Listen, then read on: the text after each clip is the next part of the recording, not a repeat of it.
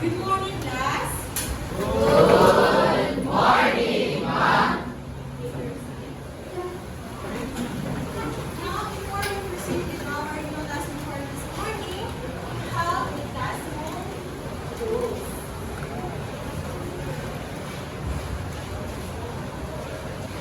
Everybody, read the classroom rules. Listen carefully. Everyone show respect. Always try your best. Raise hand before you speak. Never give up. So this is our lesson for this lesson. So now before we proceed with our lesson for this morning, let's have a short review. Who among you can still remember our previous lesson? Okay, I prepared a all-night event.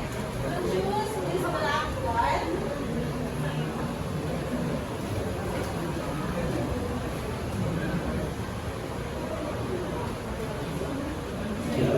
Okay, Jason.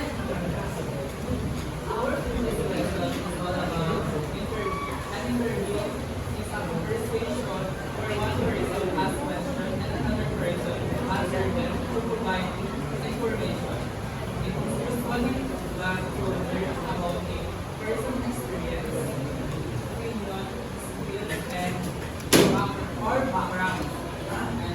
And also commonly used in job application, research, journalism, and school activities. Very good. So, I know that you still remember our previous lesson. Now, every time that someone answer or are read in our class, we will receive a mosquito clock. All of them will take you out to a mosquito clock. One mosquito, two mosquito, many mosquito. Everyone? Mosquito.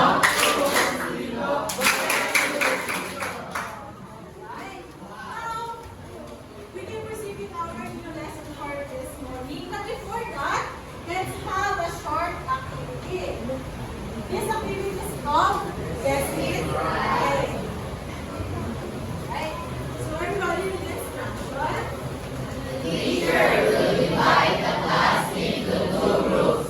Each group choose one representative to pick a paper from the box. The paper determines the role of the group. Question group or guessing group.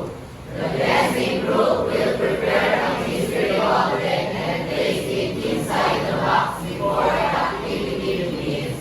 The teacher explains that the goal of the activity is to guess the object by asking questions. Alright, so I will divide you into two groups. So this will be the group 1 and this will be the group 2. So who is your representative? Go here in front.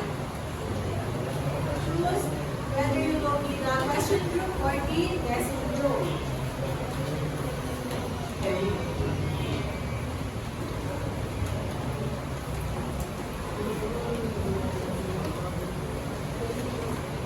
So Miracle, question. Question group and indigenous group is the guessing group. Okay, so for our first round, let me signals and then question. First instruction. The question group asks questions that can be answered with just yes or no only. And the guessing group will answer using yes or no only without explanation. Get it? Yes. So here is the box. Guessing group, you can now put the mystery object inside the box.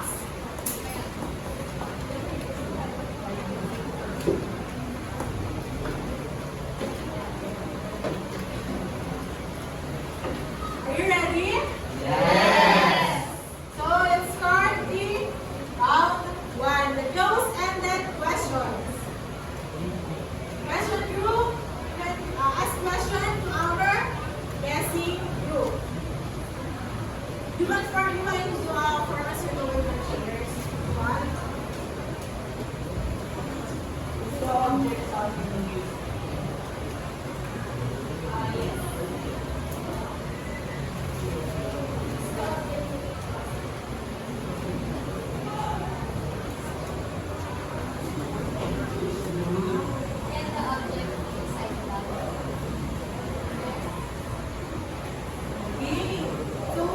group ask the close-ended question.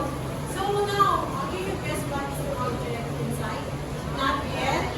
Okay, now let's proceed with our round 2. Get this open and then question. So for this round, the question 2, we will ask an open-ended question and for explanation. Then the guessing group will give explanation or answers to each question, and the students will be asking until the question group identify or know the mystery object.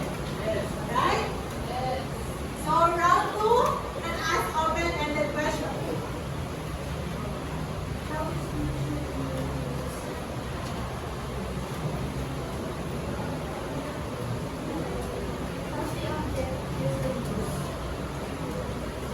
Is it used by running the tape or the mistakenly over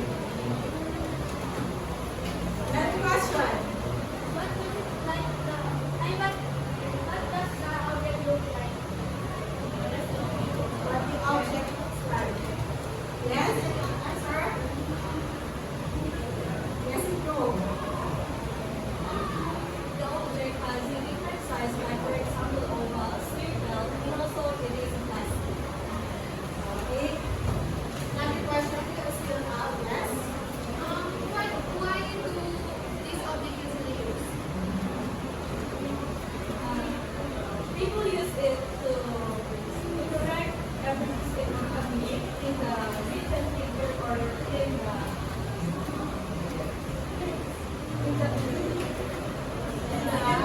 whole figure. So now, after the round 2, now can you finally guess what is the mystery object? Let's see if your answer is correct. So what is your answer? Is correction incorrect, right?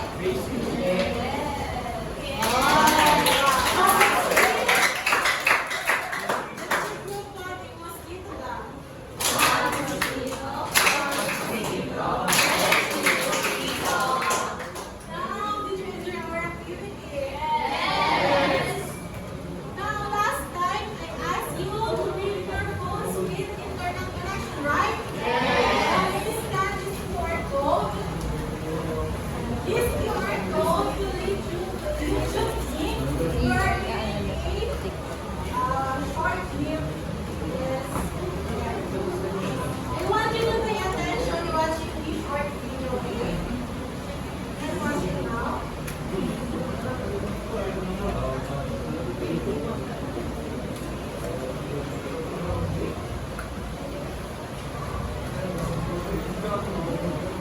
you open the link? Can watch the video now? How about you?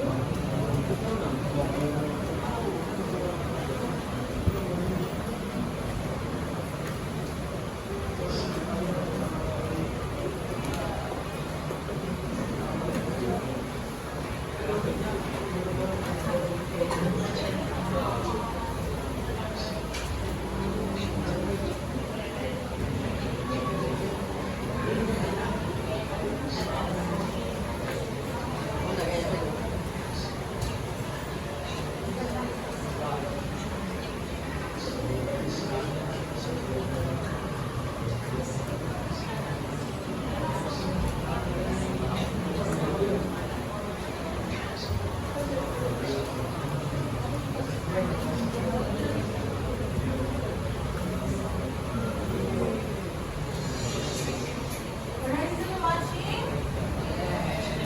Let's pause the video. What is the content of the video? Asking questions. So from that video, our new lesson for this morning is about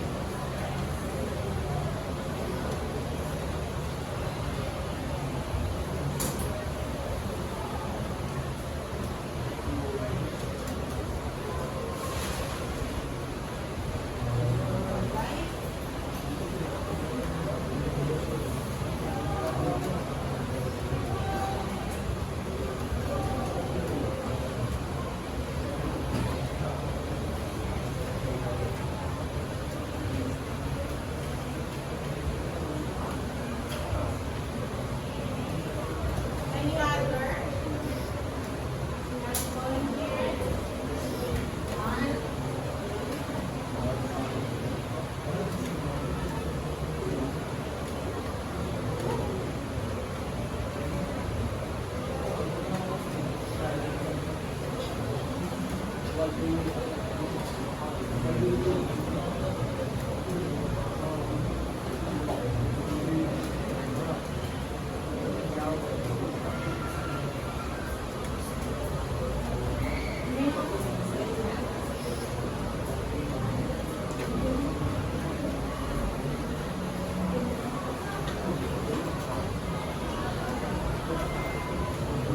wait for another.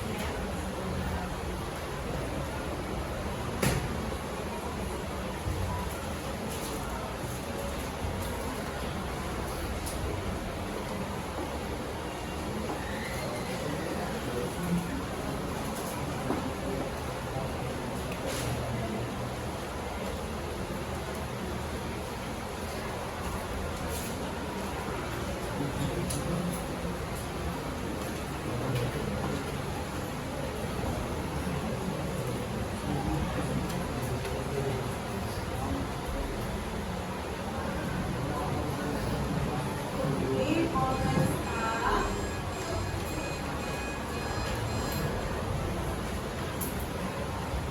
Now, so now I'm too call one part. All of here you're going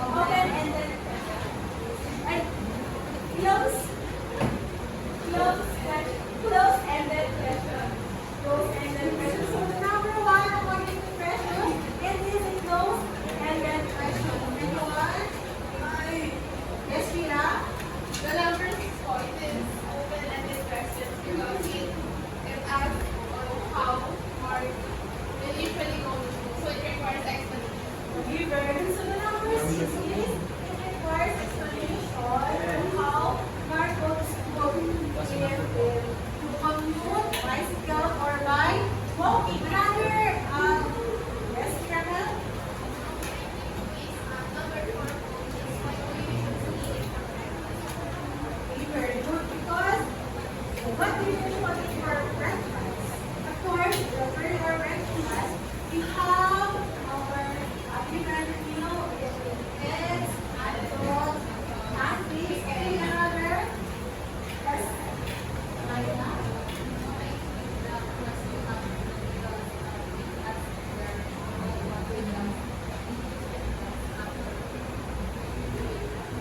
Okay, very good. What do you usually do after you wake up? Because requires explanation or your answer. Because sometimes we have different way of when you wake up.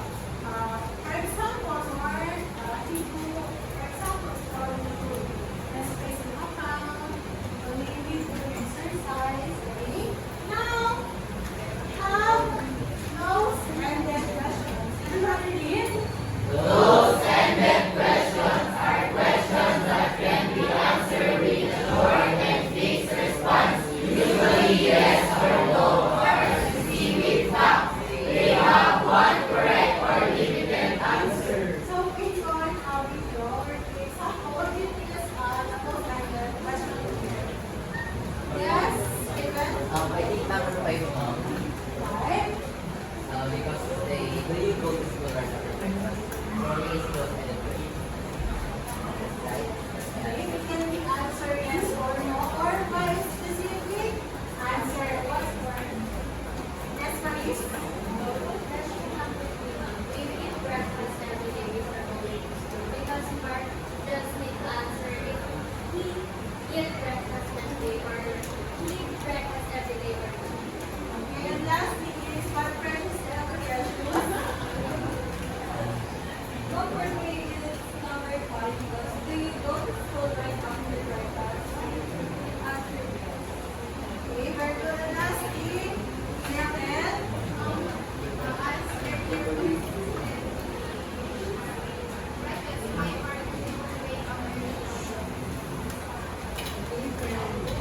So, open-ended question, it cannot be answered with just yes or no.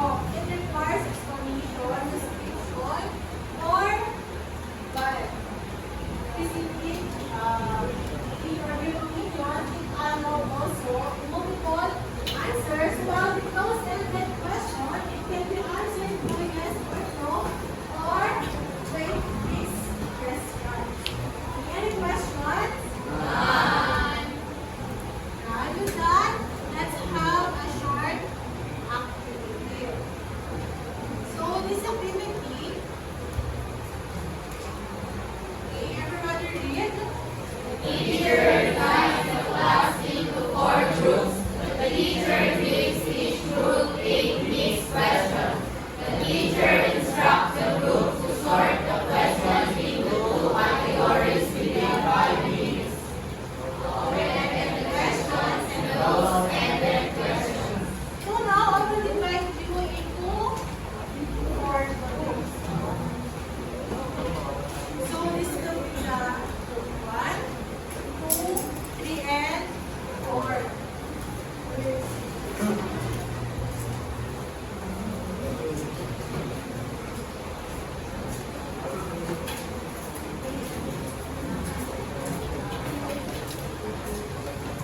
So now, each group will organize the questions according to the correct type of questions by writing the category before the number you will write in open-ended or closed-ended questions. Then after this activity, I will ask one representative from each group to explain your presentation. And then after presenting, the representative chooses the next group to present. So here is the room, please. Okay, now you will start your activity.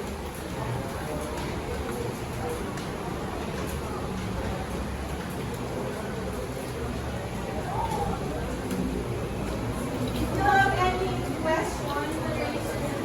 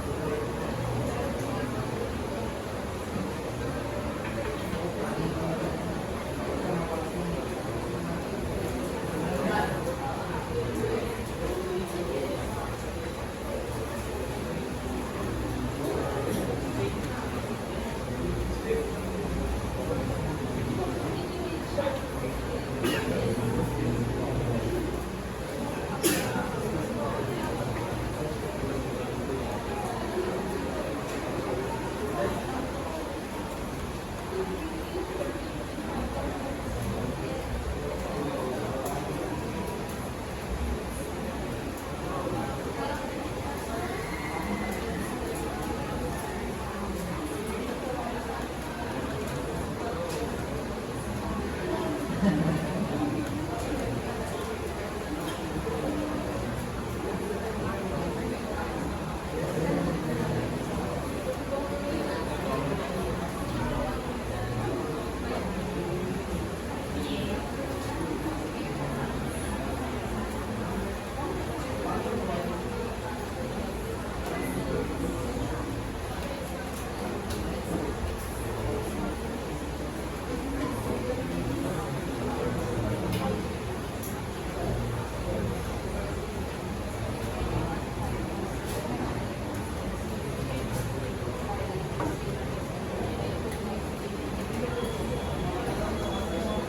now, who's the first volunteer or the first representative?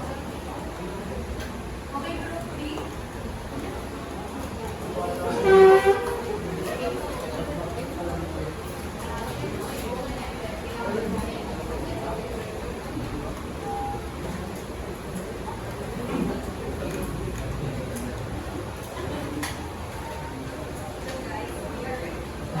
Morning, guys. How is your food?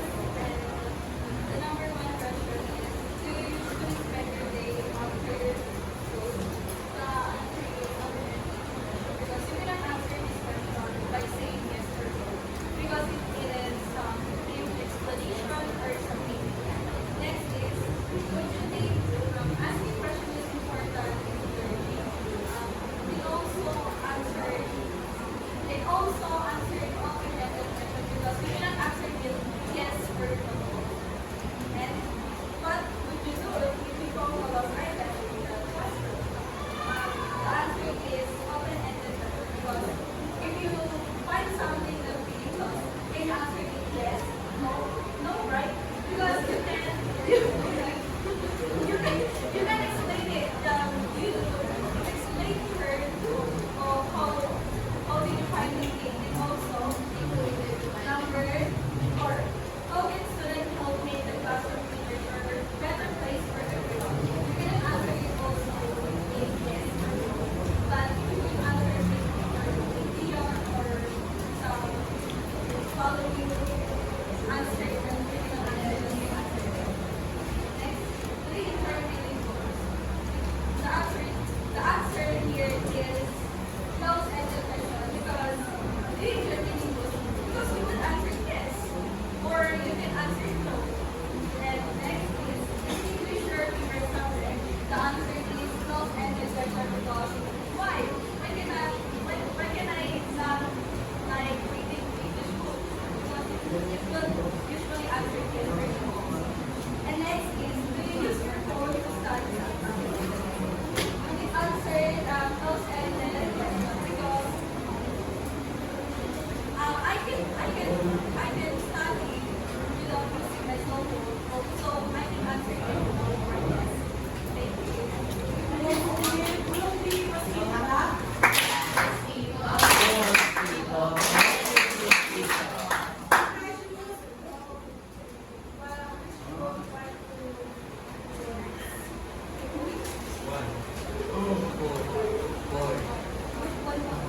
Group 1.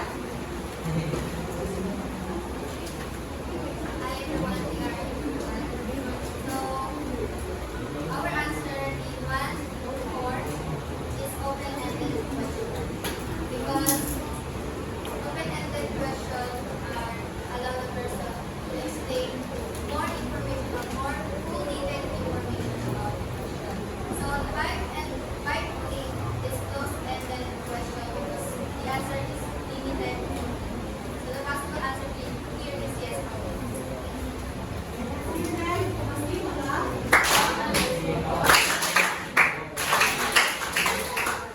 Group 1. Group 4.